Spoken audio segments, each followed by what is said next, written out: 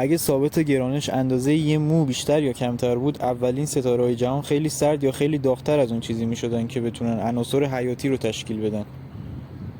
اگه نیروهای الکترومغناطیسی به اندازه یه مو قوی‌تر یا ضعیف‌تر بودن، اتم‌ها هیچ وقت نمیتونستن مولکول تشکیل بدن. کل جهان میشد ابری از اتم‌های مجزا. اگه جرم یه پروتون چوسکی فقط ذره بیشتر یا کمتر بود، اون موقع هیچ هیدروژنی نداشتیم، که یعنی هیچ ستاره هیدروژنی هم نداشتیم، که یعنی هیچ کربن و اکسیژنی هم توسط این ستاره ها نداشتیم، که یعنی هیچ آبی هم نبود، که یعنی هیچ زیستی هم نبود.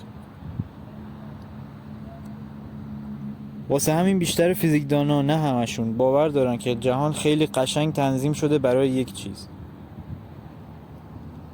همچنین اونا هیچ ایده‌ای ندارن که چطور همه این اعداد و ارقام اینقدر تنظیمن و این باور رو دارن که امکان نداره همشون شانسی باشن.